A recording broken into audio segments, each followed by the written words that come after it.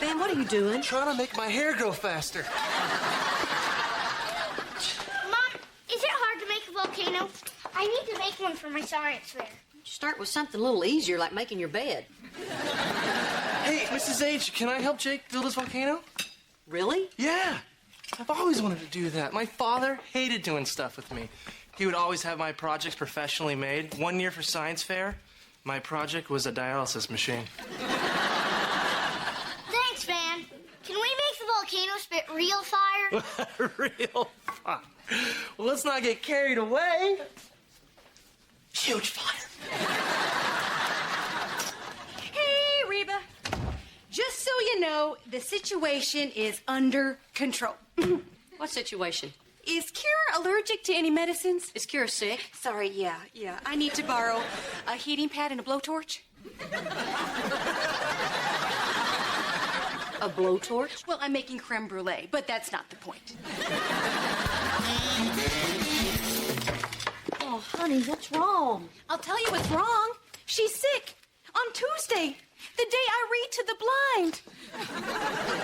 Who's going to tell them I'm not there? Take a look. Put your tongue out. Put your tongue in. Put your tongue out. Now shake it all about. Reba, you do not hokey pokey with the ill. She's faking. Trust me, I can spot a sick kid from 50 yards in a dense fog, and she's not sick. All right, Kira, what's going on with you? Nothing. Okay, you can tell me why you're faking it, or you can go to school right now. But if I told you why I was faking, then you'd know I was faking, and then you'd make me go to school anyway. So there's really no upside. Well, I suggest you go upstairs and change, or you're going to go to school in your jammies. Fine. I hope I get sick for real. Oh, that'll teach us. Man, I am so easily fooled. I wonder if all those people I read to are really blind. I think some of them are just lazy. Did that seem odd to you? Yes. Why? Because Kira's never faked being sick. She's faked being well because she wants to go to school. I'm going to call down to the school, see if something's going on. Or we could disguise ourselves as teenage girls and infiltrate her circle of friends.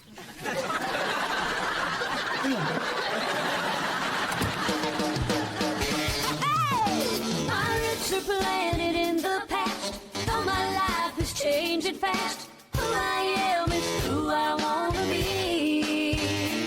A single mom who works too hard, who loves her kids and never stops, with gentle hands and the heart of a fighter. I'm a survivor.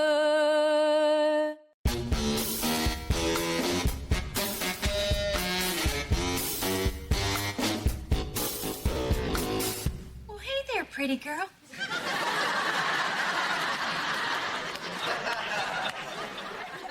Oh, no. You said you'd help me reorganize the attic. You are not hitting the course right now. You know, sweetheart, since golf is going to be my new job, we really should consider the course as my office. So, I'm going to the office. Sit down, Brock. We need to talk. Well, isn't this great? Maybe I should get a third wife. Then I'd never have to play golf. What's up? Well, after Kira's little illness this morning, I made a call down to the school. Apparently, she's been absent 4 times this month. Hey. Whoops, my mistake. I walked into the room marked lynch mob. Target. Kira, is it true you missed 4 days of school? Barbara Jean, you signed the notes. You tricked me. You didn't want my autograph.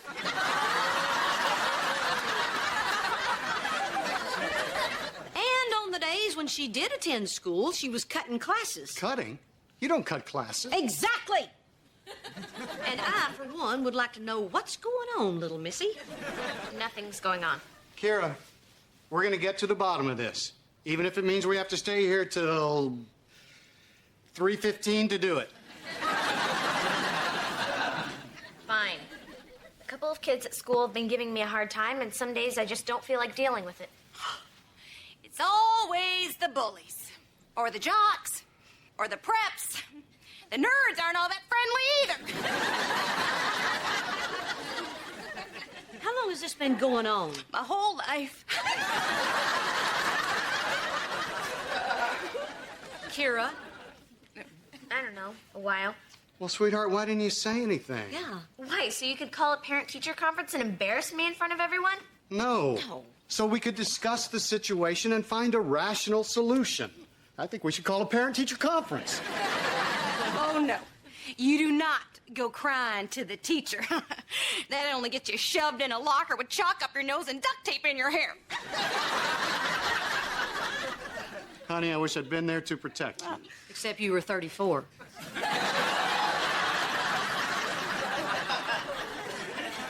It would be easier if I could just switch schools. Kira, honey, in my experience, there are only two ways to deal with bullies. You can hide in the bushes until they forget about you, or you can buy them presents. Which reminds me, Reba, I picked you up a little something at the mall yesterday.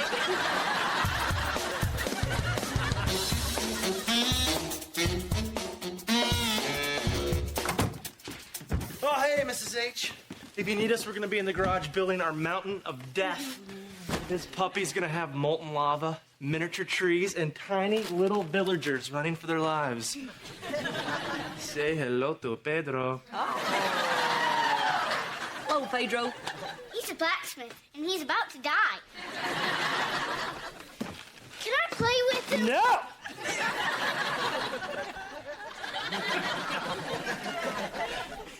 Well, I mean, just be careful, buddy. They're fragile. Reba, we have a situation, and this time it's real. Yeah. We were called down to pick up Kira from school. Apparently, she got into an argument with some girl and punched her in the mouth. What? Kira hit someone? Kira, is this true? Ah, you know how it is on the playground. 1 minute we're standing around drinking, the next we're throwing punches. Hey, guys. Hey, Kira. Man, I hope I can move out one day so I can constantly be here. Don't mess with Kira. She punched a girl at school. Oh, I knew it was only a matter of time before Miss Congeniality snapped. Spell congeniality. Spell no. Okay, spell knock it off. All right, girls, we don't have time for this Cheyenne Kira love fest. Kira, what's going on with you? Nothing. We're losing her, Reba. Losing her to the mean streets of Houston. Why would you punch some girl? It's how she shows affection. That's right. So why don't you come over here for a little hug? Girls, stop it. Kira, start talking. She started messing with me, so I took a swing at her. I didn't even think I'd connect. It's no big deal. Oh, I think a little girl going home from school with a steak pressed to her face is a big deal. What on God's green earth made you snap? Have you considered the fact that she's a total psycho? Shut up. You shut up. Girls, this is your last warning. I gotta get out of here. Kira, what did that girl do to make you lose it? She called Cheyenne a slut, okay? She called Cheyenne a slut, so I punched her.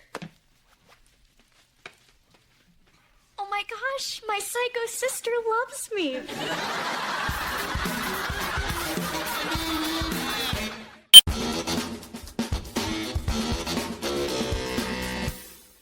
Kira, standing up for Cheyenne. I hear the words, but I can't wrap my head around them. I cannot believe that girl called me a slut. I was so far from a slut. I was a tease. Cheyenne, if you were a tease, I wouldn't be a grandfather yet.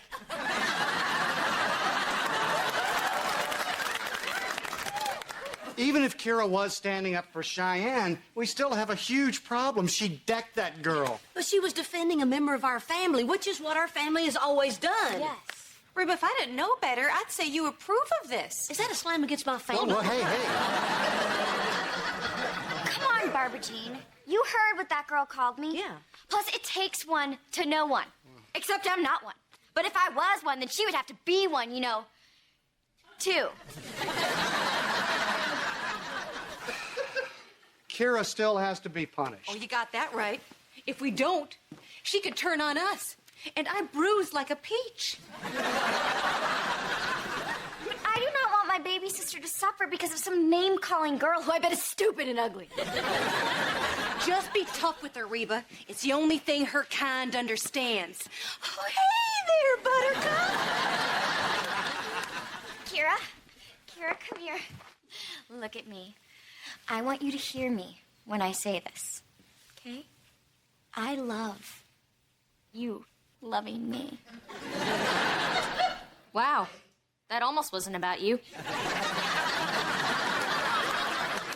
Kira, we're all very happy that you stuck up for your sister. Yes, but hitting that girl was wrong, and there need to be consequences. So, you're going to have to be punished, right, Reba? Yes, I'm sorry, but your dad's right. So I'm afraid there will be no Jackson Browne concert next month. Who the heck is Jack?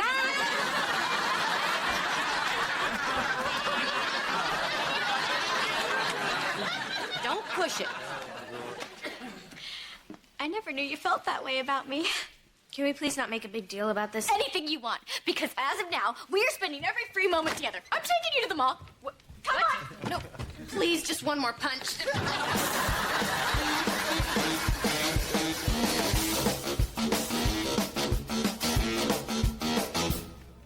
Jake, shouldn't you and Van be working on your project? Van gave me $10 to leave him alone. Bring me a virgin!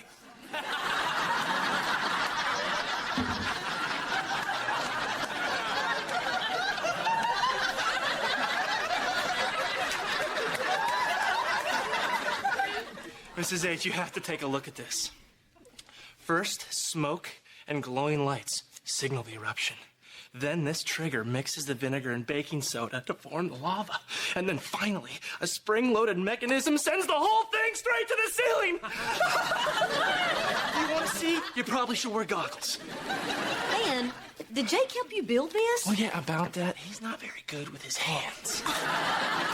This is Jake's project, not yours. Plus, that thing weighs more than he does. But Mrs. H, look at it. It's beautiful. There's no way he won't get an A. An A is not the point. Do you even remember school? Do you remember when I helped Jake build his model of the Alamo last year? Oh, you're kidding. He had help with that? He put glitter in the courtyard and a unicorn in the stables. 2 details you won't find in the history books, but it was cute. I let him do it his way because it was his project. And after we were finished, he felt good about it. How is this any different than what your father used to do with you? You're right. I've turned into my dad. Next thing you know, I'll be calling people sport and getting hair plugs.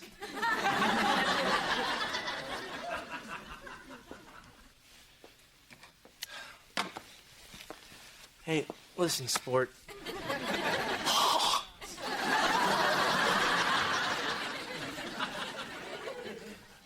Look, maybe this volcano's a little busy.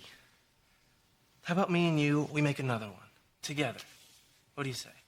Really? Do I have to? Yes. Okay. But instead of lava, can it shoot out glitter?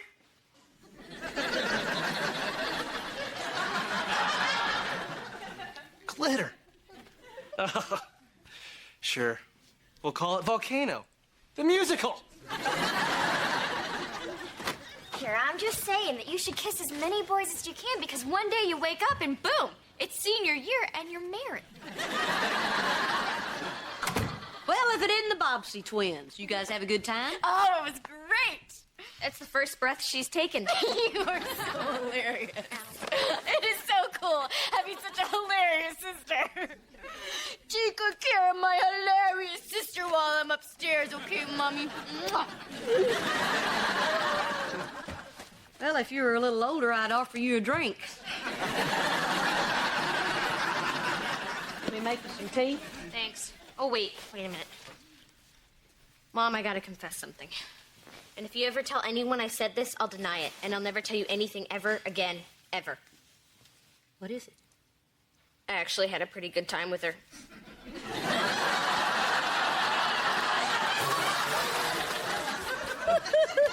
Don't worry, your secret's safe with me. Nobody would have believed it anyway.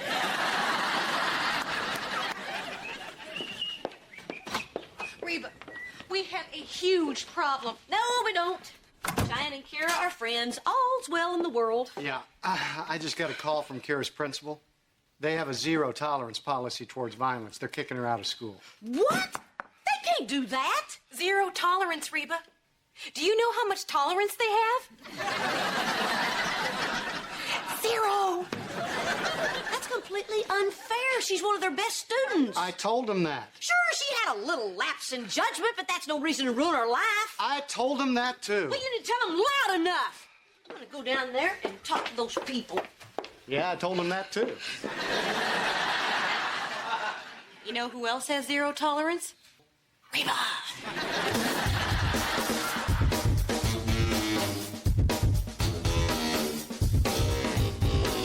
Mom, do you think we should be doing this? They're gonna get mad. They might kick Jake out of school. Kira, you stood up for Cheyenne. We're gonna stand up for you. But I don't... No buts. That's what family does, okay? Have a seat. I've been out of high school almost 30 years. It still makes me nervous to go to the principal's office. You chewing gum? No. Yes, you are. Are you trying to get us into even more trouble? Now, get rid of it. Swallow it.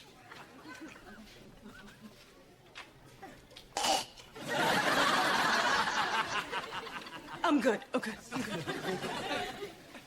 So, what's our plan of attack? Okay. Well, we open up with Kira's school record. Straight A student, honor roll, that sort of thing. And then we point out that there are thousands of students in the school, and she's only decked one. That is brilliant. Hey.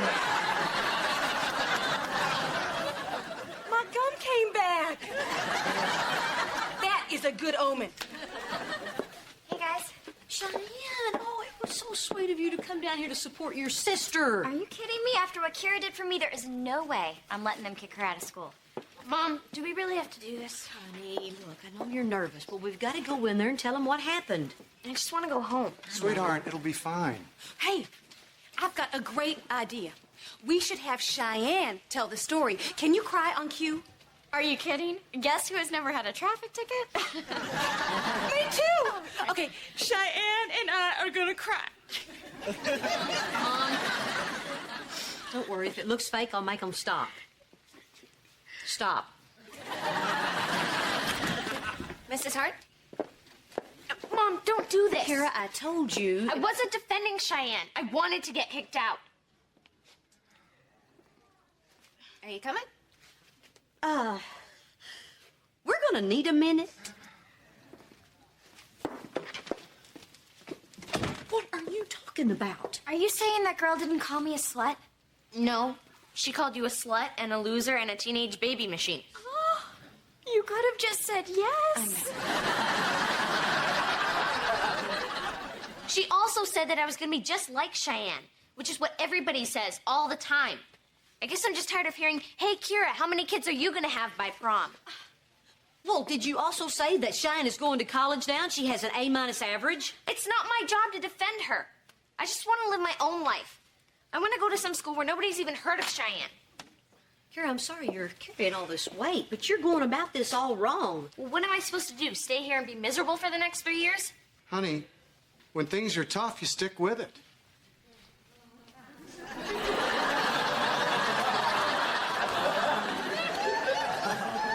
Well, at least I didn't hit anybody. Kira, honey, we've got to go in there and tell them what's been going on. Because if we decide to go to another school, it needs to be on your terms, not because you were kicked out. So you'll let me transfer? We'll cross this bridge and then we'll talk about it. All right. Ready? I'll be there in a minute.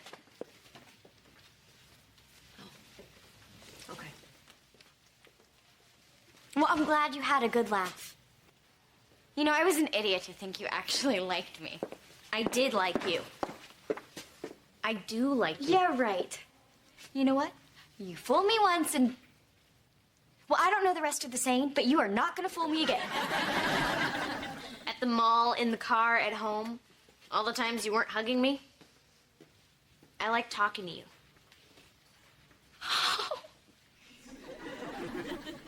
Oh, God. All the times you weren't hugging me. Oh, sorry. So, what was your favorite part about talking to me? All the words you mispronounced. No! You are hilarious! There is no way I'm letting them kick my hilarious sister out of school.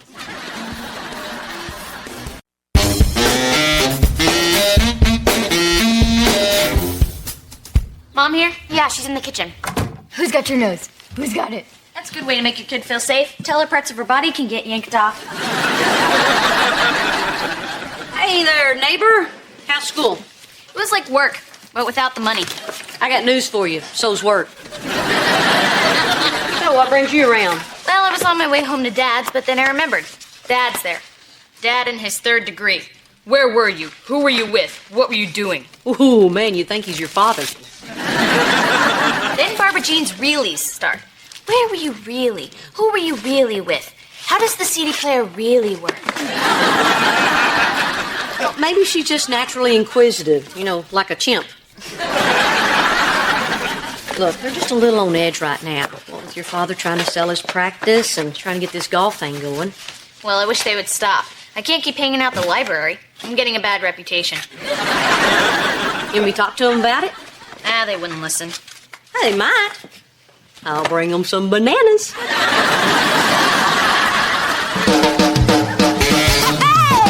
My roots are planted in the past, though my life is changing fast. Who I am is who I wanna be. A single mom who works too hard, who loves her kids and never stops, with gentle hands and the heart of a fighter. I'm a survivor.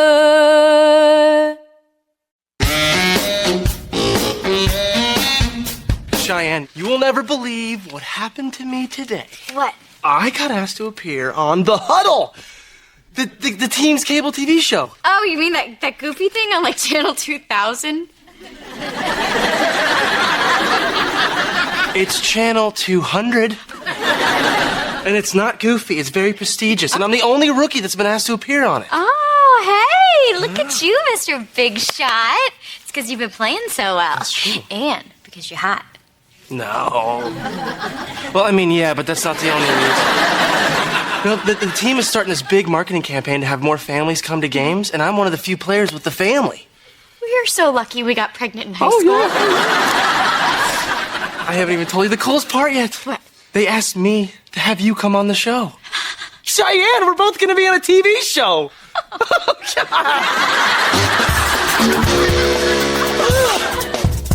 I am going to get you so ready for that TV show. I can't do this. Look, we're just talking about it, and I feel like I'm about to throw up. They say if you're nervous, you should picture the people in their underwear. I don't recommend it. I always lose my train of thought when I do that.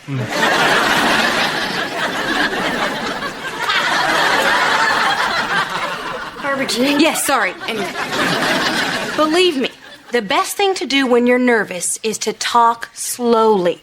You should talk so slowly, you think it sounds weird. Okay. Why do I have to be there, okay? I'm not on the team. I'm just your hot wife. They're just supposed to show me up in the stands looking nervous when you get hurt.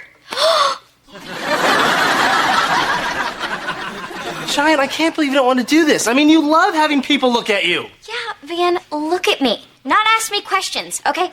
I was on the drill team, not the debate club. Okay. Hey, how's rehearsal going? Great, great. Go ahead, Barbara Jean. Okay. Ask me a question. All right.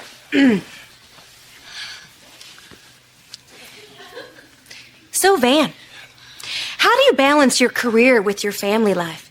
After all, you have a fairly large extended family, don't you? Well... Not yet.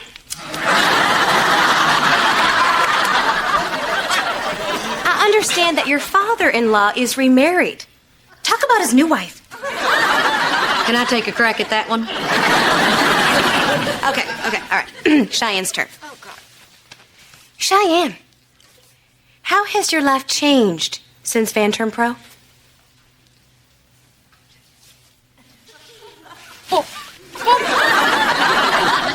Barbara Jean, you don't ask a pretty blonde hard questions, you just admire them. Speaking of pretty blondes, where's Brock? Upstairs. Brock! Oh, wow, Barbara Jean, you got a new wall fairy? Well, I had to. Everybody knows fairies hang out in threes. Geez, Barbara Jean, when you yell like that, you sound just like... Hey, Reba. You sure do scoot when you're called for, huh? So what's up? Nothing. I was just at work today, and Eugene was talking about you selling your practice. He was saying that it must be kind of a tense time for you. Yeah, well, you can tell Weasel Boy to mind his own business. Oh, I did. Yeah. But not before I made a bet with him that even if things are tense, that you two aren't giving Kira a hard time. You aren't, right? Okay, what is this really about? You are inquisitive, aren't you? Shoot, I meant to bring you a banana. Okay, wait a second. What happened? Did Kira complain about something? No, Kira wasn't complaining. Well, then why'd you come over here like there's some big problem to solve? Didn't say problem. Good, because there's not. The only problem is if we let Kira play us against each other. Right. And every time Kira says boo, you can't rush over here to make sure we're good parents. Didn't rush. You're the one who said it's important that we present a united front, Reba. I know. Man, I wished I'd have brought a banana. If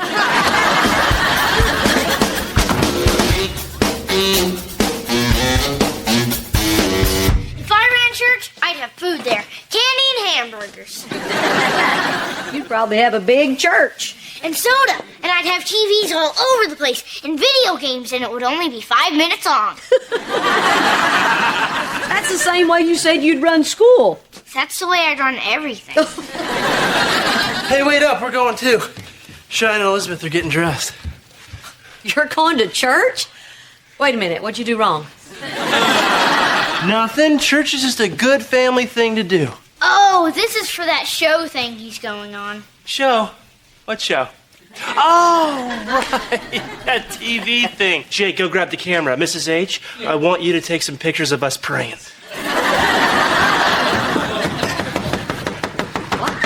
What?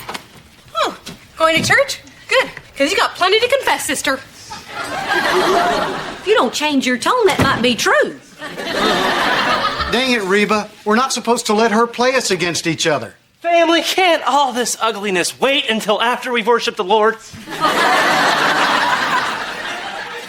Brock, what are you babbling about? Kira and our united front. It undermines our authority if you let her do things like this. Things like what? She can't come over here in the middle of the night just because I yelled at her. What? Kira's not here.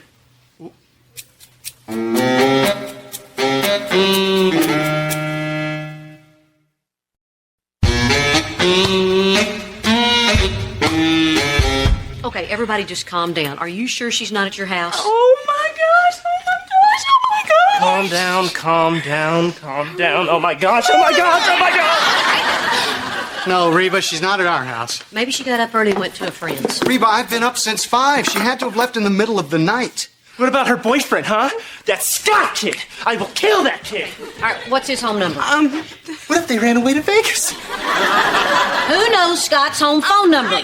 555-0165. That's it, call it. 555-0165. Kira! Oh my gosh, come here, honey. Oh, you are in big trouble. Oh, my sweet baby. It's busy. I'm gonna keep calling.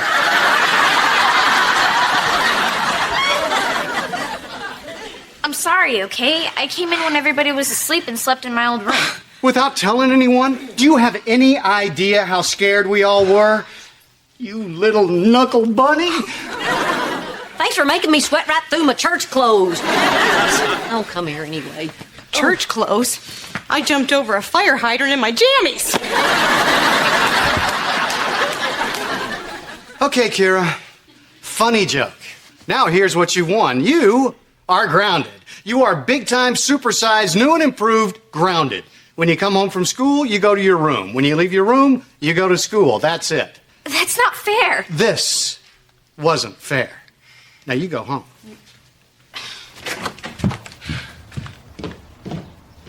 You see, Reba? This is what I was trying to explain to you the other day. She's just doing this to make us look like bad parents. But we are not bad parents. In fact, we are really good parents. And despite how this little stunt makes it look, we are totally on top of things. Yeah. Where's Henry?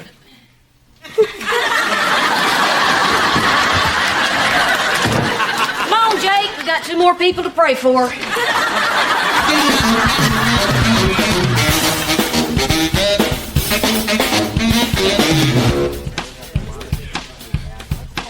Whoa! We're on set. Isn't this exciting? It doesn't match my clothes, Van. Let's go. No, come on. There's nothing to it. You're gonna do fine. Just remember what Barbara Jean said. Talk. It doesn't matter how I talk because I'm not going to talk. Slow. Cheyenne. Free donuts. There's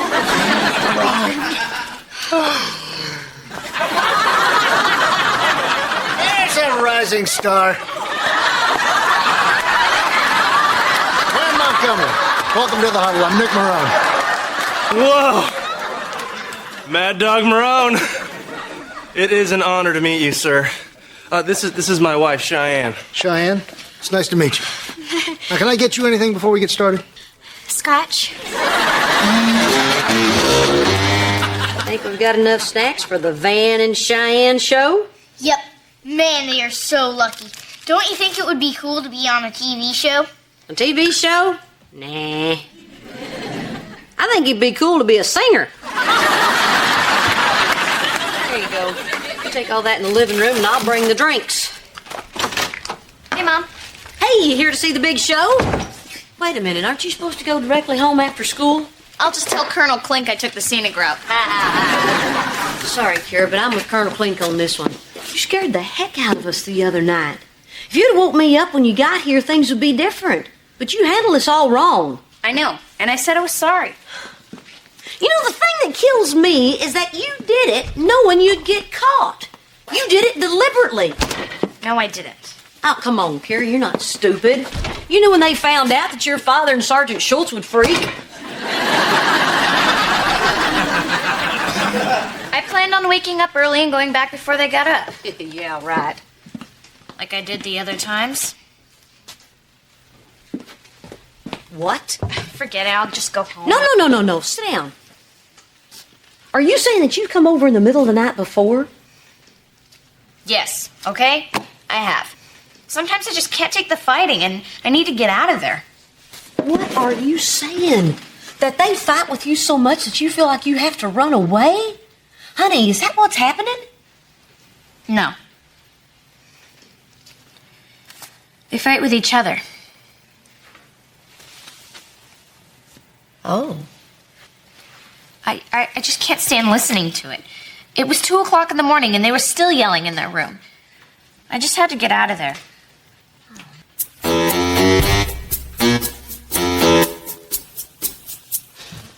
Okay, when they come out of the theme music, they're going to cue me. And that's our ball to run with. How you feeling, Cheyenne? You a little nervous? That's me on the monitor. Oh my God. Well, I look great. Van, check it out. Look how goofy your head looks.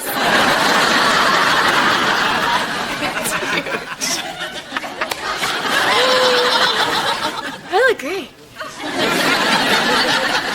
Van, honey. You okay, buddy boy? Welcome to the huddle. I'm your host, Nick Mad Dog Marone. My very special guest today is rookie standout linebacker and tight end, Van Montgomery. Welcome, number 88. Hello.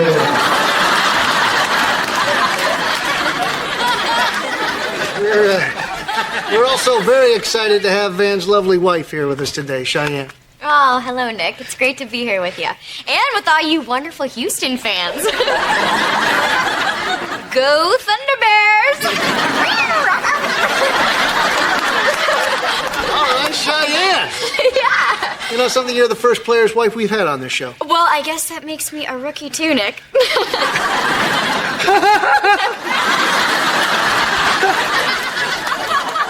So, Van, I know a lot of our viewers with families are just wondering how you manage to balance the responsibilities of professional athlete and father. I got her pregnant. I play football. That's it.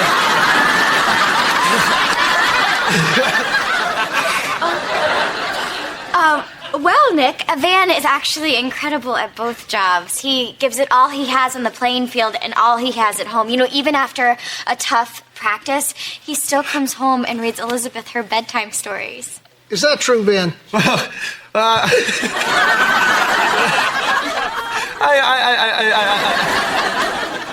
Why don't we take a phone call? Okay.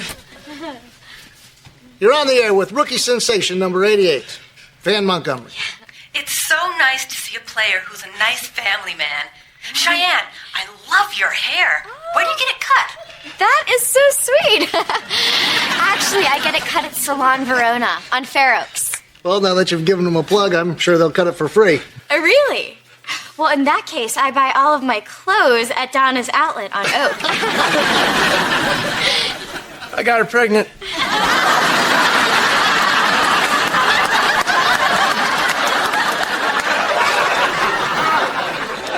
Back to the phones. You're in the huddle with Van and Cheyenne Montgomery. Yeah, I think Van is a lucky guy. I mean, he has a beautiful wife who's so supportive of him. Well, makeup, I'm blushing. Well, you shouldn't be. That guy was right on the mark. Oh, Nick, thank you.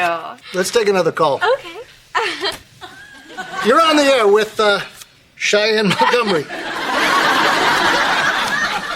I understand that Van's father-in-law is remarried. Talk about his new wife. Let's go ahead and save that one for Oprah, lady. So, Van, you sure seem like a guy who just has it all. I mean, you have a beautiful wife, wonderful child. Tell us all what it's like to be a guy who's on top of the world.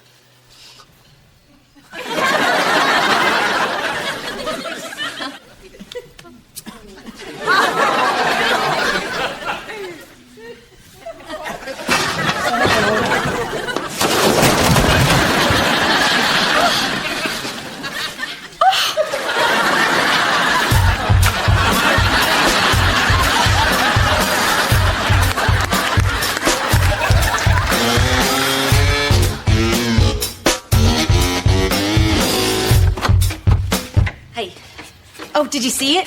If you didn't, I taped it. Yeah, I saw it. Good job on coaching them. Unbelievable. Kira's 15 minutes late. You know what that means? No TV for the rest of the week. Well, that's great. Then she can just sit in the kitchen and stare at me. Actually, she's over at my house. What? She's not supposed to go anywhere after school. She's grounded. I know that, Brock. Maybe we ought to talk about that. About you undermining our authority? Neato. Let's talk about that.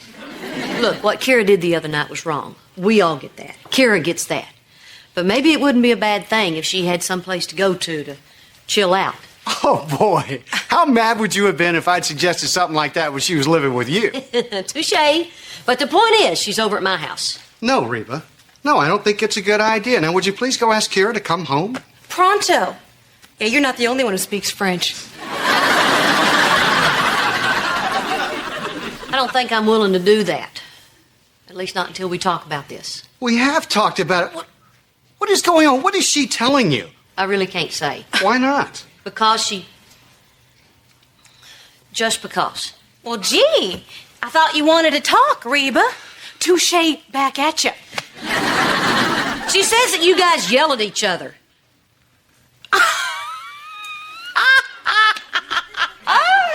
Us? Oh, yeah, that's believable. Look, Barbara Jean, I'm not trying to get in your business here. Well, it's not true. The biggest argument we have is who loves the other one more. I win. Barbara Jean. No, we don't yell. It's okay. We don't yell!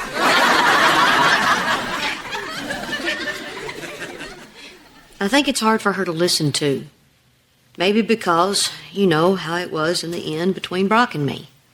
Well, it's not like that with us, Reba. It's always funny when we yell. Yeah, we sure been laughing a lot around here lately. I just want my daughter to feel safe. And she does feel safe. Why are we even talking about this? Barbara Jean, if she's feeling like she felt the other night and can't come to my house, she's going to go somewhere. And I don't think I'm going to let that happen. So what are we saying here, Reba? I'm going to tell her that she's allowed to come to my house when she needs to, as long as she tells you. Fine, because she won't need to. I mean, she's just making a mountain out of a molehill. Now, if you'll excuse me, I have to go check on the pot roast. It's Kira's favorite, although I bet she tells you she hates it. You always think the kids don't hear it, Yeah. I'll tell her it's fine with me. Okay. By the way, she really does hate pot roast.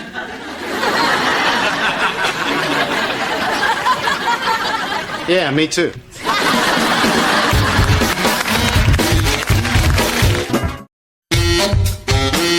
Mom, what do you want for Mother's Day?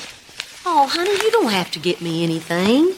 But I love you, and I want to get you something really nice. Oh, honey, that is so sweet. Oh, I don't know. Maybe some flowers? Great. Where's your wallet? It's up in my bedroom. Jake, nothing too nice. I'm broke. Put my name on the card. Well, what is this? Why, it's a letter addressed to Van and Cheyenne Montgomery from our bank. Really? What does your piggy say? Same thing he always says. Shut up, Kira. Oh my gosh! This is so exciting! We got our first interest payment on our savings account. Look. $1.23. Whoa, I wouldn't have made fun of you if I'd known you were rich. Opening the savings account was the smartest thing Van and I ever did. Yeah. Okay.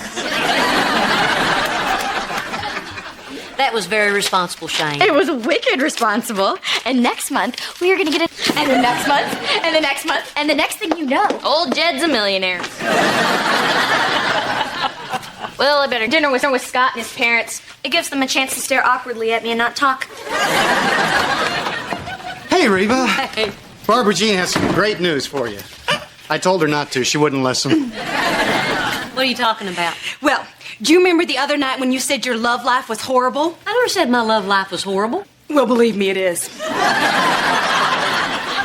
Anywho, once again, I have come to your rescue. Oh, no, please tell me she's not coming to my rescue. She did. She set you up. Oh, Lordy, no. Oh, Lordy, yes! It's the man of your dreams, the future Mr. Reba. I told her this was a big mistake.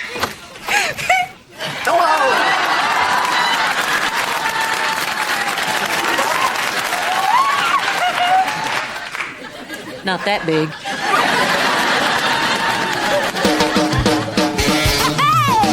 My roots are planted in the past, though my life is changing fast. Who I am is who I want to be. A single mom who works too hard, who loves her kids and never stops, with gentle hands and the heart of a fighter. I'm a survivor.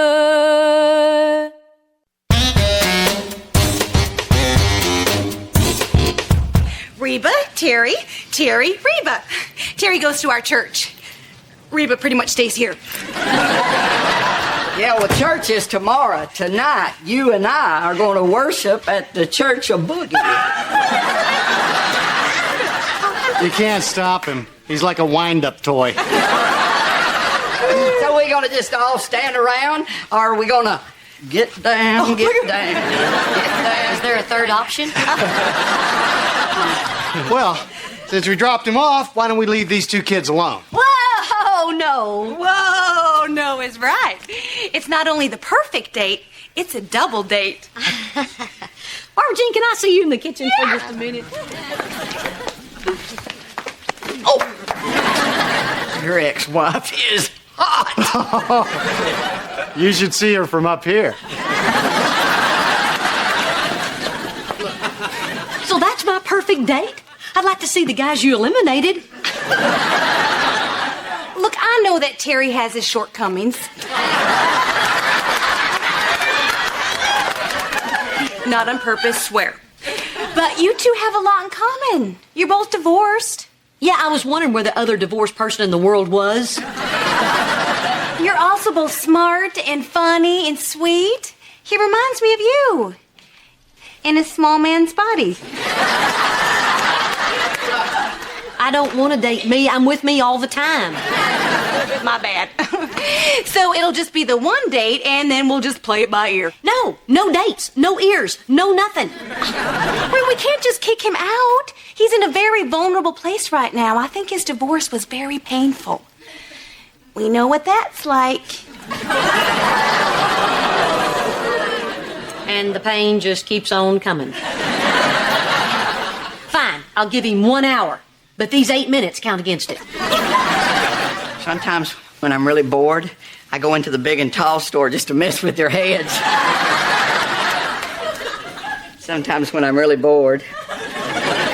Kind of like now. All right, Elizabeth is asleep. Hey, Cheyenne. Hey. Wait, you know her? Yeah, Van was teaching him how to play football.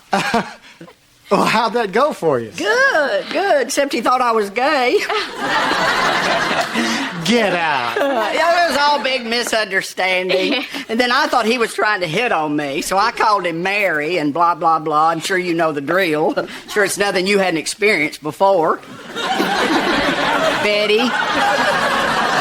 What's that supposed to mean? Oh, come on. Handsome guys like us are labeled all the time. You got that right, buddy. Hey, I got a surprise. Oh, me too.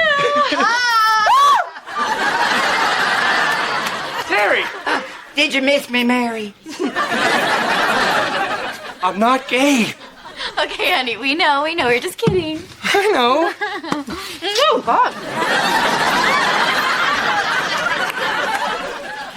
What's the big surprise all about? Oh, it's outside. It's fabulous. I mean, it's really cool.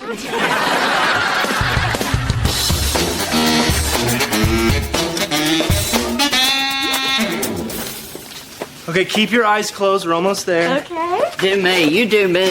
Hey. What's the surprise? Ta-da!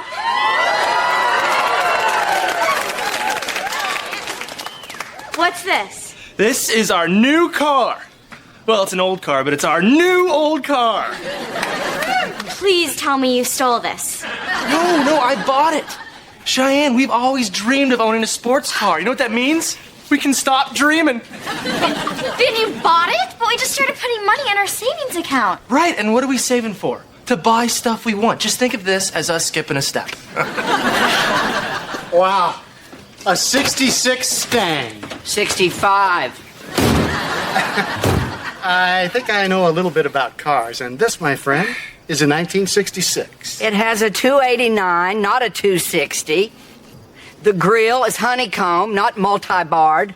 And I bet you money if you pop that hood, you're going to find an alternator, not a direct current generator.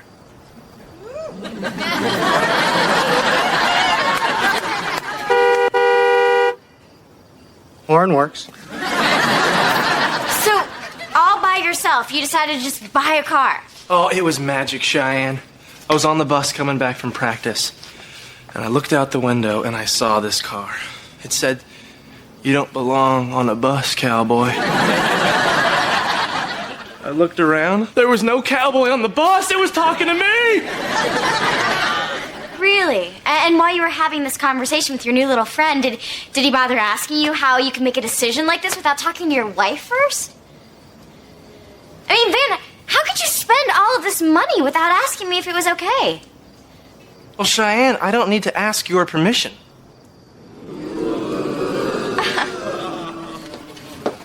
I'm gonna miss you, Mary.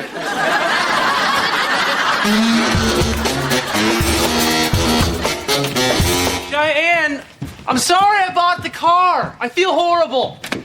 Till I get behind the wheel and hit the gas. He bought a car? Yeah, a Mustang from 1960-ish. Boy, I'm glad y'all are back. For a while there, I thought I was on a date with Betty. He calls me that because he thinks I'm handsome. Well, you can't actually call this a date because we're not going out. But as long as you're here, I guess we can spend the next 52 minutes together. He shoots. He scores. He dreams.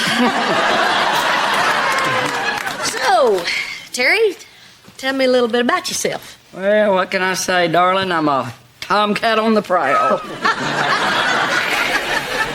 Really? And that pays well? See, this is what I was hoping for. You could run a waffle iron on the electricity in this room. Boy, maybe I should go tell the kids they're about to get a new stepdaddy. Honey, shh. Let Reba and Terry talk. Well, I'm not all talk. I could use a waffle iron about right now.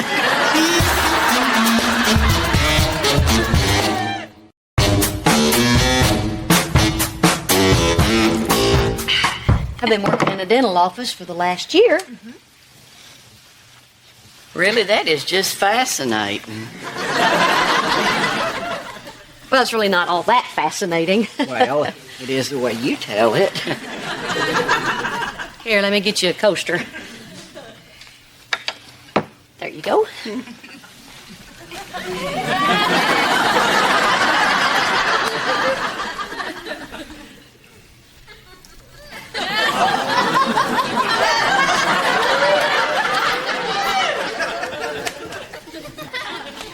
You do realize that these are my legs and those are your legs. Yeah, but my legs don't turn me on. Oh, yeah. Woo-hoo. This has been fun. My gosh, that hour is just gone by just like that. What are you doing, Reba? I can't do this. I'm sorry, Terry, but I'm not interested in you romantically. I'm just not. I'm sorry. Oh, this is so awkward. It's all my fault. I came on too strong. No. Yes, yes. Bye-bye. I'm so ashamed. This isn't me. It's not? No. My wife dumped me for a guy that acts like this. I thought that's what women want. I've been acting like a pig, Reba. I apologize. Well, that's okay. Sorry to hear about your wife. Oh, I got dumped for some big blonde goofball. Hey, me too. Really? Oh, man, the stories I can tell you. You've already heard those stories, Reba. No. I want to hear how you this. Hey, what's the worst thing your ex ever did? Would you settle for the top three? Well, I think we made Reba uncomfortable enough for one night. We should go. What, and wreck our fun? Park it. Yeah. It's the least you could do for leaving this peach of a woman. Did you hear that, Brock? Terry here thinks I'm a peach. I prefer to focus on the positive. You get the bed all to yourself. You don't have to share a closet. And the best part of it is, they just ain't there. Gosh, you make it sound so good. I can't wait till I get divorced.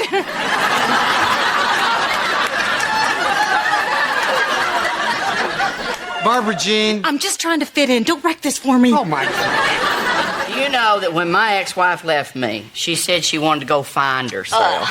I didn't have the heart to tell her she ain't worth looking for. Oh, boy. It feels good to let loose. I jazzercise. Can you believe they ran off to Spain? Their note said they were never coming back. I bet you guys would love Europe. Oh, speaking Speaking of Europe, Brock recently quit his dental practice to pursue other interests. Yeah, why don't we talk about that? What are you going to do? Play golf. Pro golf. Yeah. I was talking to a young man down the street. He was doing a similar thing. Oh, yeah? How's that? Well, he wanted to be a baseball player, but now he wants to be a spaceman.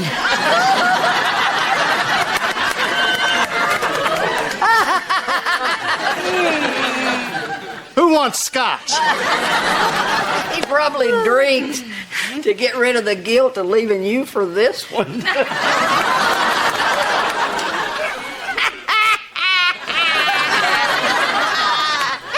You little hobbit. You know, I think if I hit him really hard on top of his head once, I could drive him all the way into the ground.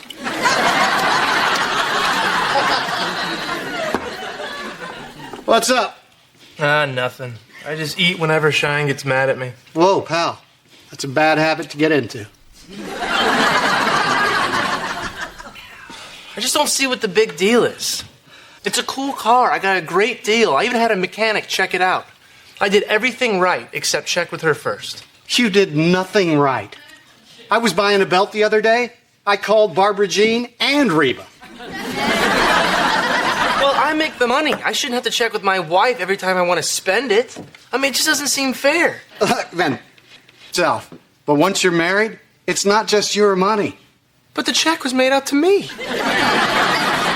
Yeah, and when Cheyenne becomes a dentist, the check will be made out to her, but the money will belong to both of you. And then she'll have to check with me before she spends it?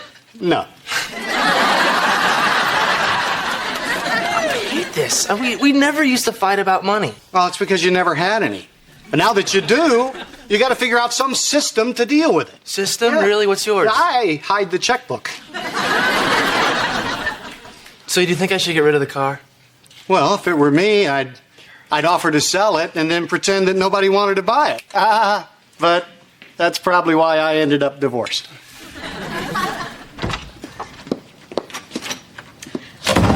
Well, I see it is still out in the driveway. Look, Cheyenne, honey, I don't want to fight about who was right and you were wrong. Now that we have money, we need to figure out some sort of system to deal with it. Okay, how about this? Since I'm the one that buys everything for the family, I should be in charge of the money. Well, you're not in charge of buying everything. Okay, Van. What size shoe does Elizabeth wear? It's like small. Huh. Well, you know what? That's not fair. What size shoe do I wear? 12. Well, yeah, you're right, Yeah. but they're snug. Look, Cheyenne, I don't want to have to come to you every time I want to spend money. I'm an impulse buyer. I won't get to buy anything. Fine. Okay, how about this? Each of us can spend up to $100 without asking the other person. Anything over that we have to agree upon. Good. Okay. My car will count as the first 17 times. Van! But come on, Cheyenne, I really want... I really want to put money into our savings account. Yeah, but a savings account doesn't go vroom vroom. Yeah, but it does go, you're safe. Is that what this is about? Yes. Ever since I got pregnant, things have felt so out of control. You know, if it hadn't been for my mom, I don't know what we would have done. You know, and now when I look at our savings account, it's like I know that we're going to be okay. I have not felt that way in a really long time. Oh, Cheyenne. Okay. The next paycheck I get goes straight to the bank. Really? Yes. Minus the car payment.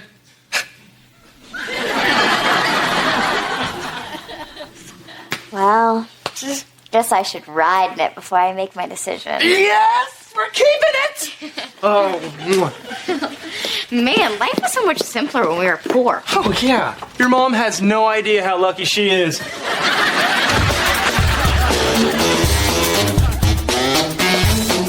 And then the next thing you know, she's having his baby. That's a true story. Barbara Jean? You didn't tell me any of this. Woo, the tongues are going to be wagging in church on Sunday. Goody. Yeah, I might not be there. Well, look at that. It's already, Well, I don't have a watch on, but my wrist hairs are standing up, which means it's time to go. Thanks, Reba. Oh, and you're out of scotch. All right, Terry, come on. Come on, it's time to go. I want to stay. No. No, I really think that we should go. I'm having a good I will shove you in my purse!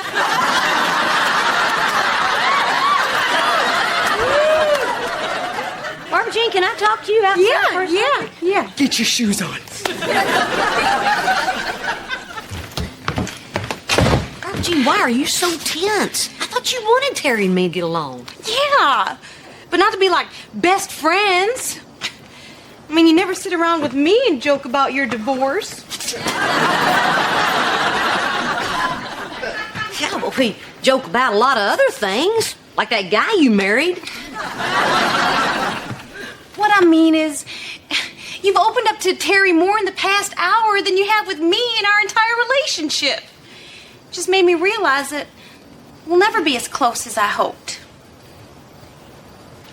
Yeah, well...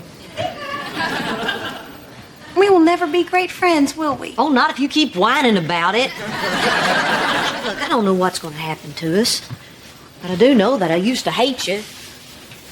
Now you only kind of bug me. Who knows, 2 years from now, I might not hide every time you come over. But am I special to you?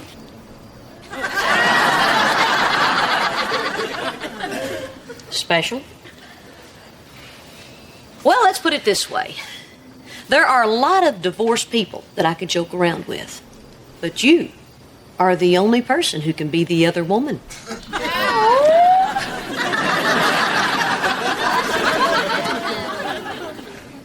Well, that is something I gotta write in my Reba journal.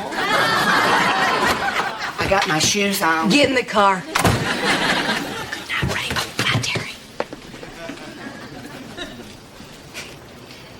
You know, you and I have a really weird relationship, don't we? Boy, I could use that waffle iron right about now.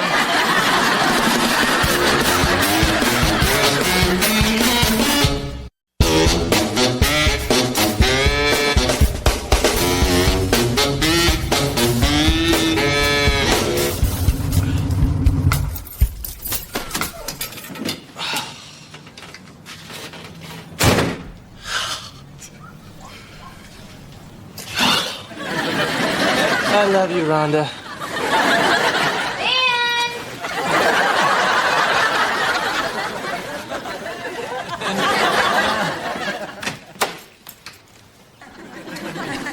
Oh, good morning, Van. Hey, Mrs. H, if Cheyenne asks, I was not out driving my new sports car. She hates her.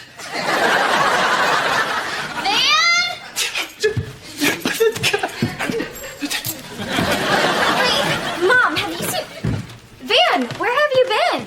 Here, the whole time, reading. Yeah. The caterpillar turns into a butterfly? I did not see that coming. Hey, Van, is that the book where the caterpillar drives his fancy Mustang? I knew it! Oh, Mrs. H. Van, you have to choose. It's me or Rhonda. Rhonda? Oh, Van named his car Rhonda. You ever met a Rhonda that wasn't after your man, Mom? Nope. And the worst part is, he won't even let me drive it. Her. Drive her. And now we have to go pick up Elizabeth, and since Rhonda doesn't have back seatbelts, we have to borrow your car again. Oh, no, not again. You guys never fill it up, and the other day, there was a taco underneath my seat. That doesn't make it yours. Van, we're parents now. We should have a car like Mom's. It's practical and boring and responsible. And beige. Harvest Gold. Harvest beige. It's true, Mrs. H. Your car's a dull, beige, yawn-mobile. But we need to borrow it. Okay, fine. Take my beige, boring car. Might not be hot and sexy, but by golly, you can put 3 bags of fertilizer in the trunk. It's real pretty, Jake. By the way, chicks love that. Hey, Mom. Hey. I need to ride to basketball practice. Jake, Van and Cheyenne just took my car. You gotta tell me these things. Okay. Mom, I need to ride basketball practice.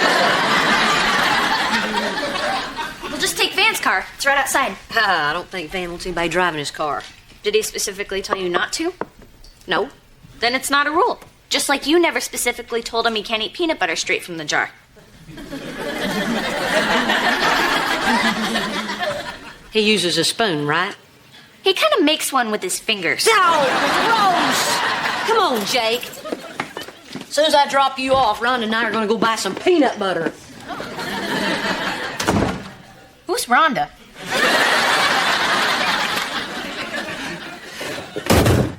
Guy with a family buys a silly car like this.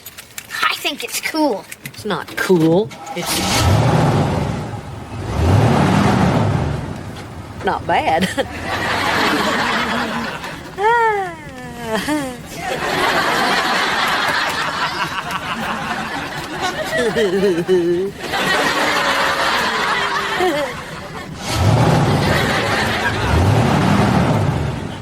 Hey there, cowboy.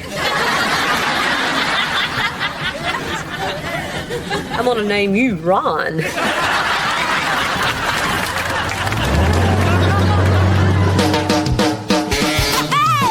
My roots are planted in the past, though my life is changing fast. Who I am is who I wanna be. A single mom who works too hard, who loves her kids and never stops, with gentle hands and the heart of a fighter.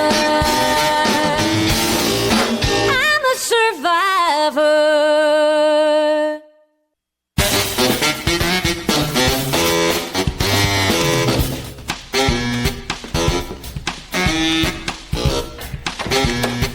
Hey, Mom. Hey.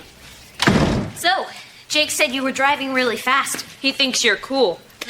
Well, I may have had to teach a punk in a Camaro a little lesson when the light turned green. Hey, Mom. Guess what? We need to borrow your car again. Guess why? Here are a few clues. Van, Rhonda, the move. No problem. Here you go. All right. We're family, and families share. I share my car with you, and who knows, maybe Van one day will share his car with me. Apples and oranges. So, when are we going for a ride? Oh, no. Sneaking Van's car is my thing. Well, all right, but it would be a shame if Van found out somehow. You wouldn't. Why not? I'm from a broken home. Fine, but you gotta wear that. A scarf? Mom, come on. Oh, yeah. Rhonda has a dress code. Don't. Oh, well, wow, look who's back. How'd it go? I hate basketball. I had to guard a girl. Yeah, little Zoe Levin lit him up like a Christmas tree. So, what's with the get-ups? Well, it's, Mother-daughter day. Yeah. Where? In the 50s? No, at the Scarf Museum. It's great if you're into scarves. I want to go. No, you don't. Yeah, well, we better hurry. First 100 people get a new scarf. Dad. As long as you are my son, you are not going to the Scarf Museum.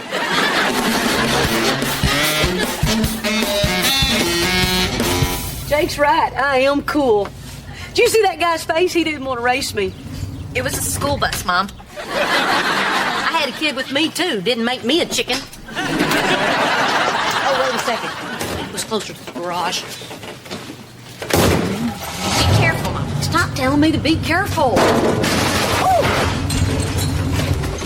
Please tell me I hit you. How bad is it? Oh, I don't think it even made it. Oh, good Lord, there it is. Oh, no.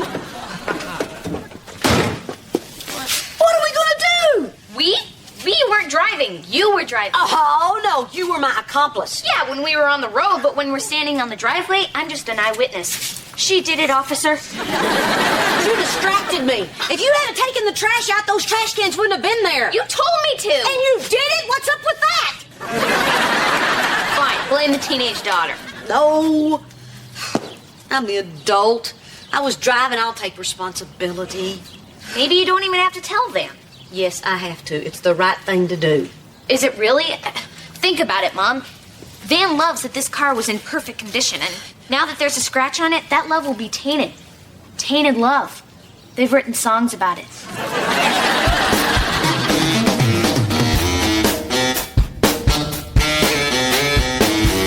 Kira, I've been stalling Van for an hour. He wanted to go out to dry, but I told him he had to clean the attic. Have you found a body shop yet? Yeah, Hank Bender, the auto mender. Guaranteed to fix your fender. In under an hour. Which didn't rhyme, but it's good time. You can have it done by 5.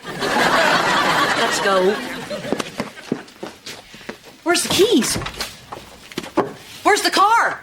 Well, wherever they are, I bet they're together. If the car's not out there, then he must be out driving it. I'm not out driving. Van. I thought you were up cleaning the attic. Yeah, Mrs. H. What's the rush with the attic all of a sudden? Well, Van, if the stuff that I stored away and forgot about is dirty, then why would I bother keeping it? So, where's your car? Well, I let Barbara Jean borrow. Barbara Jean? I thought you had a rule nobody could drive your car. Oh, there's no rule. You just need to sign the Rhonda Pledge. It's a simple 6-page document. And you know why she signed it? Because she gets it. Gets what? About a week ago, Rhonda and I spotted each other across a crowded used car lot and made a very special connection. And yet everybody has been really critical, especially you and Cheyenne. Sorry, we didn't know Rhonda could hear. Oh, we hear. The comments, the looks of scorn, we hear them, and they hurt. You hear the looks of scorn? I heard that one! Van! Reba! Van! Oh, thanks a million for letting me borrow Rhonda. No thanks necessary, Barbara Jean. See page 4 of the pledge. Well, I'm gonna go for a spin. Oh, wait! Van, did you, vacuum the attic? Mrs. H, did I vacuum the attic? Yeah. Did I vacuum the attic?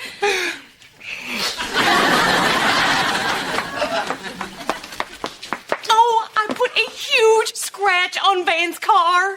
Where, back left? Yeah, how'd you know? Lucky guess. Oh, Reba, why me? What have I done to deserve this? It's almost like God is punishing you for stealing my mom's husband. Kira, I think we've moved past that. Well, of course we have. I mean, me taking Brock is what brought us all together. You know, it's what turned us into one big happy family, right? Yeah, until you wrecked Van's car. Oh,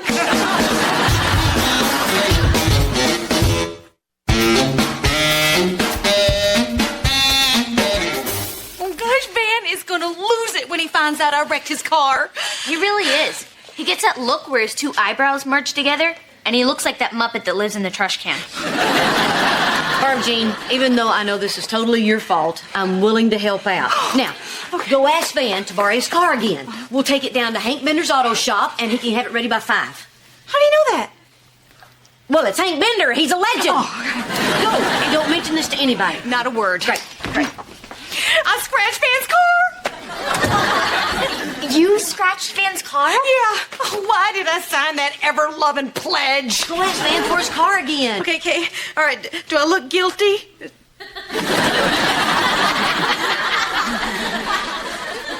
Not at all. Good. It was me. I scratched Van's car. Whoa. What? You?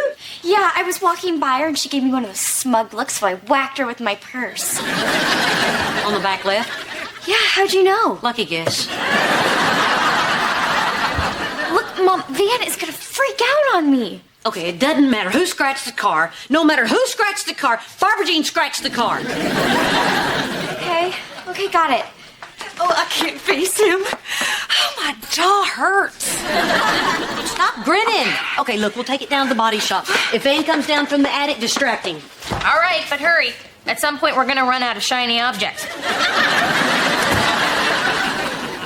You know, now that I look at it, I don't see how that old lady could have put that scratch here. Oh, yeah, they're cagey. Yeah, let's get out of here before Van. Hey! Van! Yeah, it's me, Van. Oh, what are you doing? Well, it's 2:15. Every day at this time, I wipe her down with a chamois. Sweet. What are you guys doing? Bird watching. Woodpecker, nature's lumberjack. Van, you need to go inside right now. Why? Bird watching. Look, a squirrel.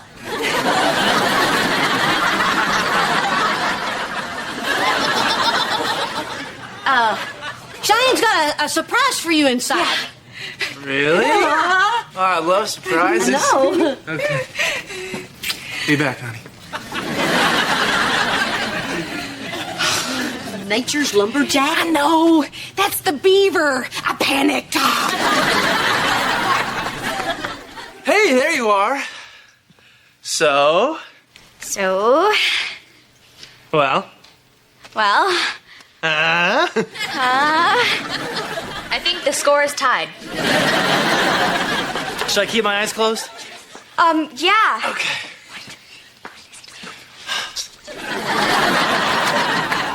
Hold on, honey. We told him you were going to give him a surprise. I don't have a surprise. Well, then make up something. Ta-da! Oh my gosh! Tissues?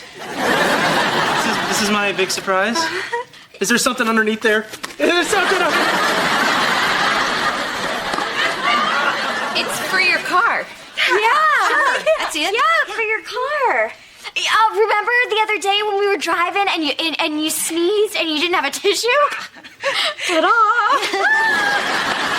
Yeah, it's a great gift. Yeah. You always see those people driving, having nose trouble. Yeah. What a better world it would be if everybody had a tissue when they needed it. Achoo!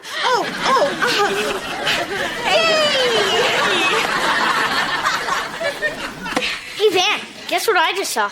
Not now, okay, buddy? I'd be in a bad mood, too, if there was a huge scratch on my car. What? There's a huge scrape on your car. Show me.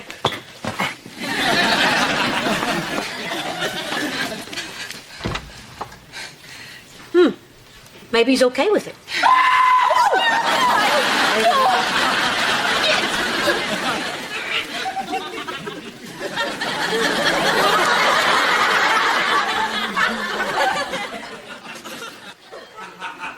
How could you?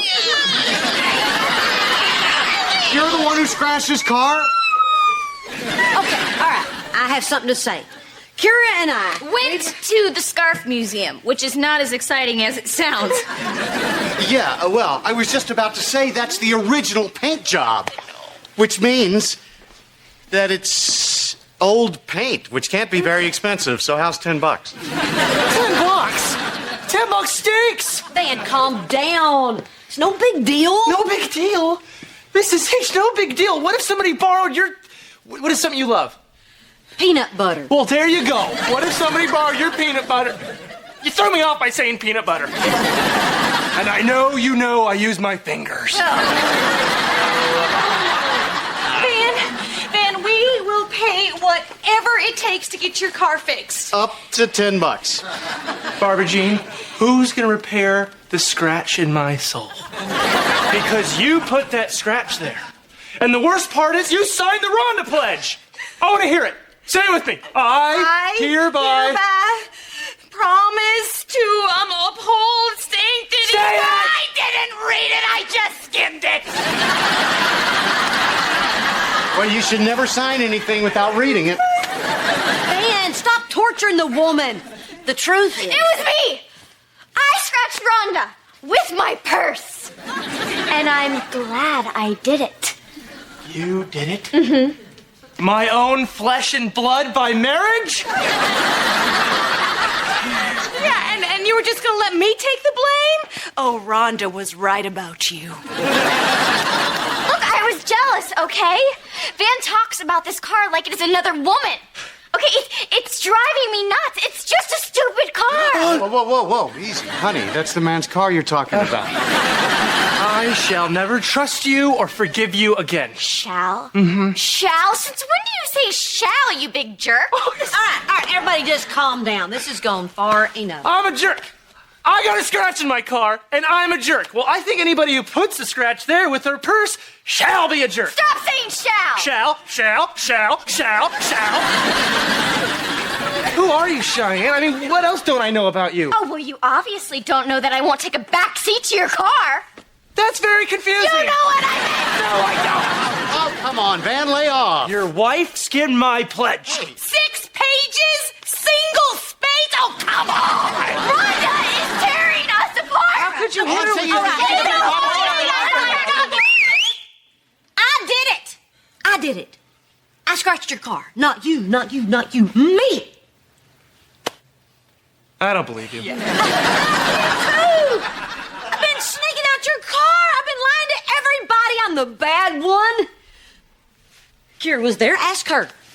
Tira, is it true? It's true. And there is no scarf museum. What? And even if there was, no. You know, when I stepped on the gas pedal and that engine roared, it spoke to me. It said, "Drive me, you sexy redhead."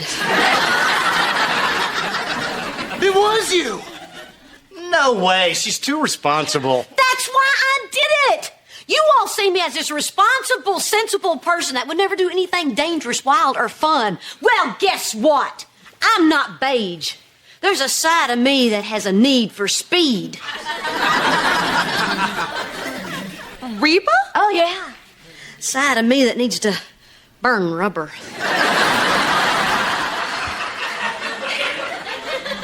You burned Rhonda's rubber? You put that baby into gear, crank up the stereo, forget all your troubles, and show that punk in a Camaro a thing or two. Mom? Wow. Reba? I shall never look at you the same way again. Van, I'm sorry I dinged your car. But I get it now. Rhonda and me, well, we're just two bad girls looking for trouble. Now, if you'll excuse me, I have to go bake brownies for Jake's field trip. Since when does Mom wear a scarf when she bakes? Never. Where are my keys? Mrs. H, you have to sign the pledge! Thelma! You're gonna need a Louise!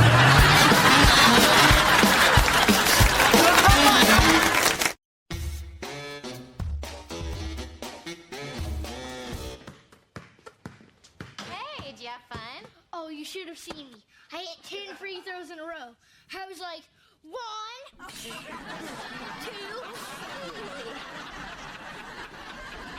You can tell me about the next 8 after you take a shower, Stinky. Hi. Guess who got fan mail? Is it me?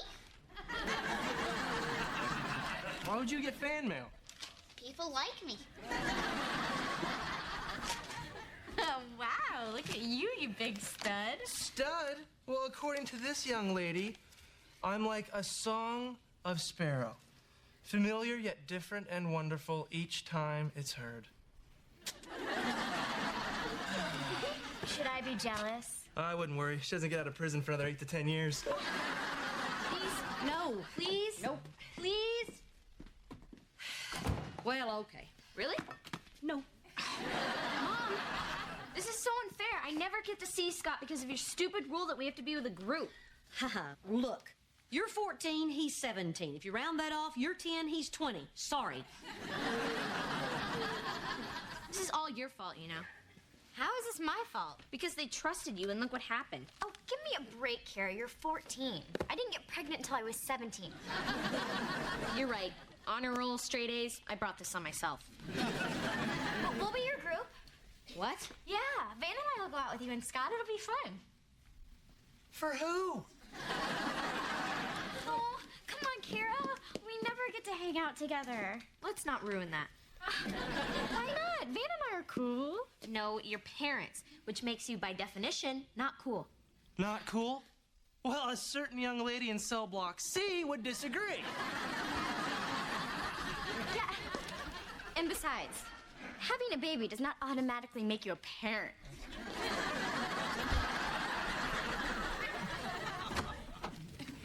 Hey, Reba. Hey, Barbara Jean, Kira's in the kitchen. Oh, I didn't come to get Kira. I came to talk to you. Oh, it's too bad. You just missed me. I need to ask you a question that's a bit awkward. Do you have to? Don't we already have enough uncomfortable moments between us? Besides, I have a headache, and I'm pretty sure it's from the last time we spoke.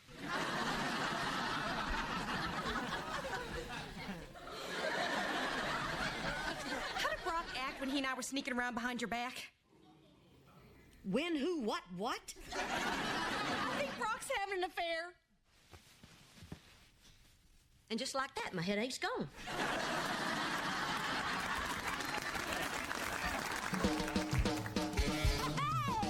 My roots are planted in the past, though my life is changing fast.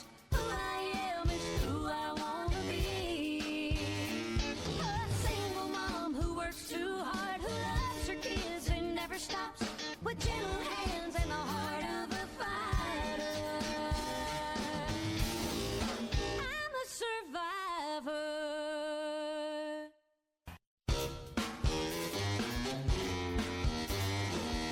So you think Brock's having an affair and you figure I'm the one to come talk to about this? Well, I don't know anyone else he's cheated on. And just like that, the headache's back. I'm sorry. I know this is just terrible, but it's driving me crazy.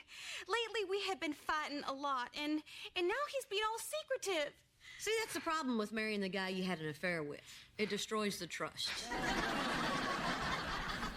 Look, I'm sure there's a perfectly good explanation for whatever he's done. I don't know.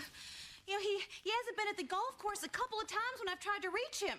He probably was. He just didn't want you to bother him. Next. The other day, he was on the phone, and when I came in the room, he hung up.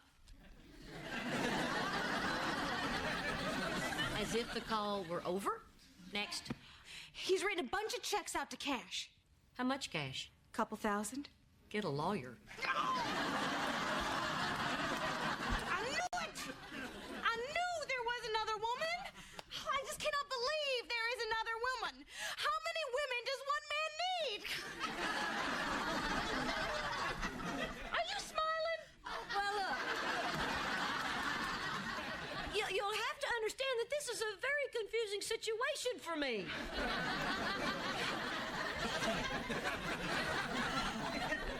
This is the worst feeling I have ever had. Oh, Reba, I'm so sorry if I ever made you feel the way I feel right now. Look, don't think of it as Brock getting a mistress. Think of it as us getting a new girl for our club.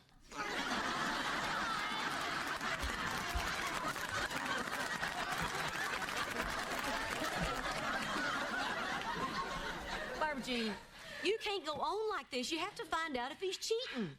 Yeah, I just can't believe it. You expect it from other men, but not Brock. Just ask him. I can't, Reba. Next to having an affair, accusing somebody of doing it is the best way to break up a marriage. Well, I don't know what else to tell you. You could ask him. He would understand it if you don't trust him. No. No, please, no way. Reba. No, please, no. please, please. No. Please, no.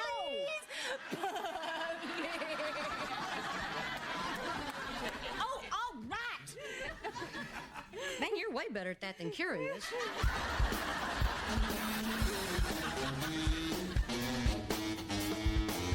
Hey, guys, I have to go over to Brock and Barbara Jean's house. Don't be surprised if I come back drunk. Wait. Hold on. Wait, you're leaving? Who's gonna watch Elizabeth? Oh, my gosh, that was close. Yeah. I almost left her alone in the house with her parents.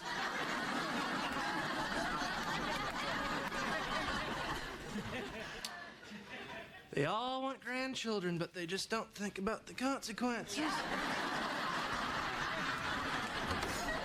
Oh, Kira. I started to get worried. Where's Scott? I don't know. He was supposed to come over half an hour ago. What did you call him? It's no big deal. He must have gotten hung up somewhere. We'll just go out another time. Oh, you poor thing. You know, you shouldn't be home alone tonight. Why don't you watch Elizabeth and Shine and I will go out? Dan. What? What? I said you poor thing. No, it's okay. We'll wait on him. We've got some time before Mom comes back anyway. Oh, you know, I just remembered I did talk to him and he had a game tonight. Kira, what's going on? Nothing. Kira, I don't want to talk about it with you. Cheyenne. Do you want to talk about it with me? Sure. Why don't you go make us some tea and I'll be in a minute. Okay. Bye. Kira, something's really wrong. Cheyenne, I want to go home. No, not until you tell me what's going on. Fine, I'll go out the back. Kira. Where's the tea? I can only find the salt. Kira. Fine. He dumped me. Are you happy? He what? Yeah, Scott just broke up with me. Oh.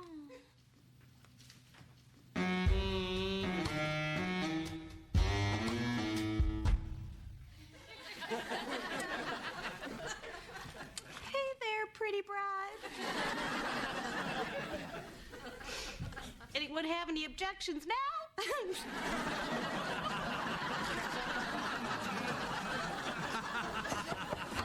Hey, Barbara Jean. Hey, how you doing? Oh, super good. Yeah. I'm just trying to look on the positive side. You know, the good thing about your husband cheating on you is my house has never been cleaner. Oh, I won't eat that. They're for Brock. Oh, okay. Oh, in it. Look, wouldn't you rather talk to Brock about him having an affair and just call me about it later? No, I can't even look at him without thinking about him in the arms of another. Barbara, breathe. Okay, fine, I'll ask you. Calm down. Breathe. Happy thoughts. Yeah, happy thoughts. Beanie babies. Beanie babies. Hey, honey, I'm back.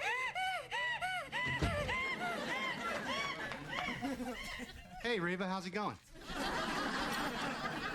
Don't you want to know what that was about? Not really. How good could it be? So, what are you doing over here? Well, Barbara Jean and I were going to do something, but now I guess I'm off the hook. So, do you know why she keeps doing that? Me? Nope. Too bad. This is really annoying. Annoying? You think she's annoying? Your wife is in there heaping, and you have the nerve to... Are you having an affair? What? An affair. You know that thing where you periodically ruin everybody's lives because you still want to feel 17? Why would you ask me that? Because that's why your wife is so upset, you moron. And because God does have a sense of humor, she comes running to me. I'm not having an affair, okay? Oh, yeah? And why am I supposed to believe you? Well, because I'm not dumb enough to make the same mistake twice. Oh, come on. You make the same mistake twice, you're just getting warmed up. All right, look. If I tell you what's going on, will you promise to keep it a secret? Yeah, all right. What is it? Okay. I gotta tell you, it's not an easy thing for me to admit.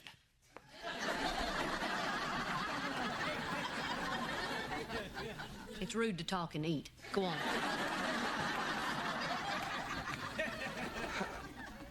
Anyway, I've been thinking about my life a lot lately. I mean, I've got this terrific wife, great kids, everything I ever dreamed of, and I'm miserable.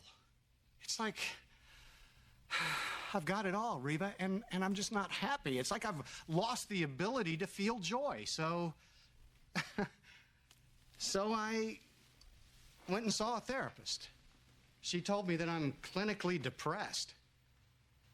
Really? Yeah. She put me on antidepressants. So that's what this is all about? Yeah. So why didn't you tell Barbara Jean?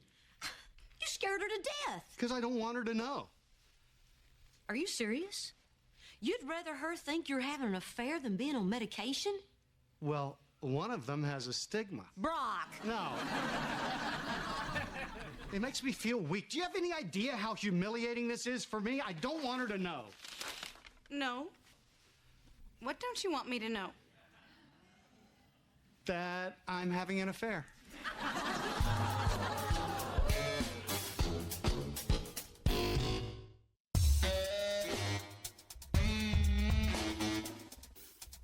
You're cheating on me? Oh, Brock, tell her the truth. I hate that sound. I'm seeing a therapist. Who is she? What's the tramp's name? I'm seeing her professionally. You're paying for it? Barbara Jean, he's not cheating on you. He's in therapy. Therapy? Why? Well, there are a lot of things that I've been burying deep for a long time that I needed to confront. You're gay. I knew you were too good looking. He's not gay. He's not even that good looking. He's clinically depressed. No, he's not. Actually, I am, and the last 10 minutes haven't helped it. No, I'm sorry. If my husband was depressed, I think I'd know about it. Well, he is, and he's taking antidepressants. Oh, you'd love that, wouldn't you, Reba? What are you talking about? He's depressed.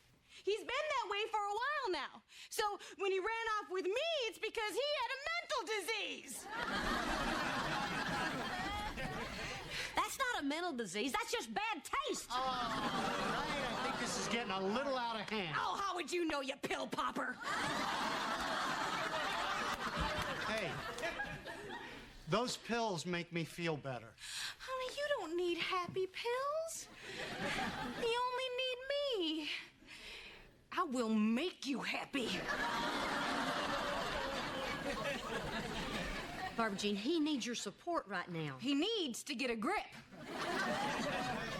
You wanted to sell your dental practice, I didn't make a peep. You wanted to become a professional golfer, I went along. But I will not let you take pills that make you a different person. I will not let you say that our marriage was a mistake. Barbara Jean. No! And if you tell him any different, you are no longer welcome here. I don't ever want to see or talk to you again.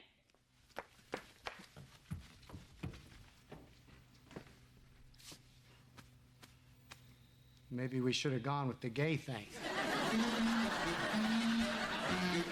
Wait, did you have a fight? Was he seeing someone else?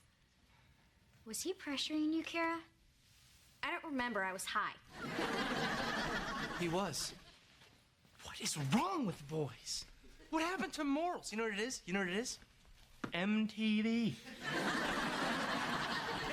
You see, this is exactly why 14-year-olds should not date 17-year-olds. Why? Because you shouldn't get pregnant until you're 17? Well, I don't even recommend it then. And it's not like 14-year-old boys don't put on pressure, too. Yeah, but they're really bad at it. It doesn't matter how old anyone is. I'm not going to do something I'm not ready for. Believe me, I'm not going to make the same mistakes you did. Excuse me? Oh, come on, Cheyenne. Living with you two is like living in a public service announcement. Well, thank you very much. I'm proud to be the older sister you never want to be. You didn't have to have a baby to make me feel that way. You know, what was I thinking? I don't even know why I try and even be nice to you. Do you even have any feelings? Okay, can everybody please calm down and stop acting like girls? Now, Cheyenne, Kira is lashing out at you because her boyfriend just dumped her and she can't lash out at him. And Kira, Cheyenne has been through a lot, okay? And she doesn't have to have it repeatedly thrown back in her face. She's a teenage mother. Get over it! Now, both of you say something nice to each other.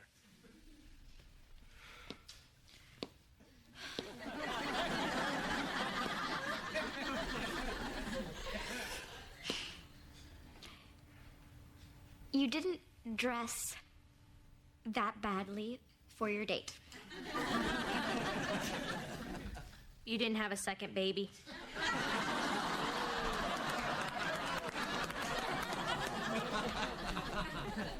Nicer. Fine. Well, you used to be this superficial princess who only cared about how she looked and how popular she was. Now you worry about your husband and your baby and your little sister. Still look good though, right?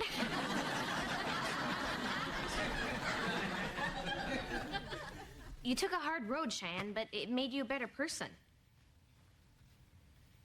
Well, I think you're taking a hard road, Kira, and it's gonna make you a better person. They're all hard roads. The sucky thing is, I really did like him. I know. You know, what are we doing standing around here? We're not gonna let that idiot ruin our Saturday night. You got that right. What do you say we go out and have some fun? Yes! All right? Woohoo! All right. Ben? Huh?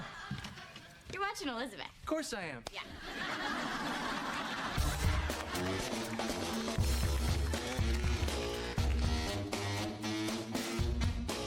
This is great, Mom. You never let me have cookies this late at night. Well, it's not the only special thing you get tonight. Look. What's this? This is deodorant. It's something you use when you get a little older and your body starts to mature. Is it because I smell? Yes. Yes, it is. Cool! Hey, guys. Listen, buddy, can I get a second with your mom? Okay, Dad. Guess what? I got my own deodorant. Great. Rub some of that on your feet.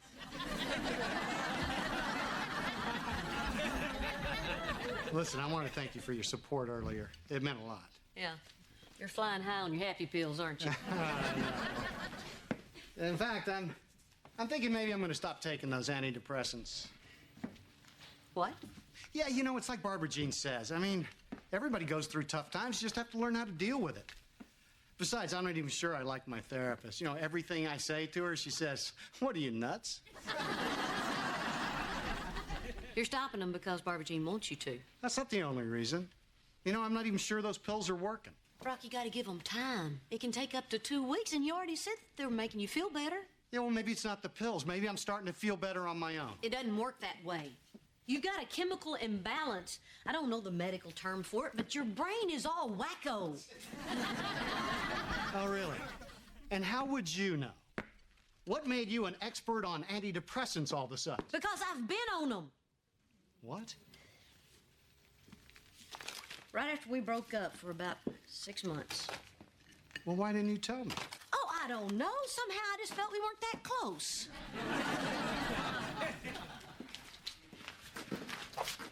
It's not easy to admit you need help. Especially for men. And me. But you can't fix the problem by just wishing it away. Yeah. That's what my therapist said. Look, if you don't think the pills are doing any good for you, then stop. But this is not just about your wife. It's about your kids and your friends and everybody else in your life. Oh, man. Barbara Jean's gonna be really unhappy about this. Yeah, I know. And when she finds out that I'm for it, she's never gonna speak to me again. Don't worry, Reba. I'll keep you out of it. What are you, nuts? Why should you be the only one that's happy?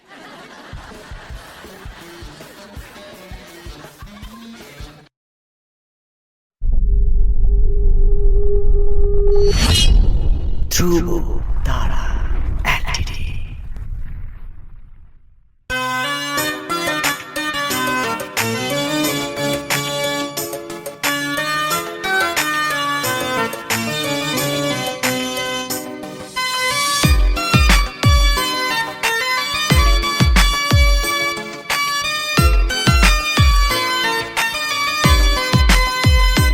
पागल मोन मोन रे मोन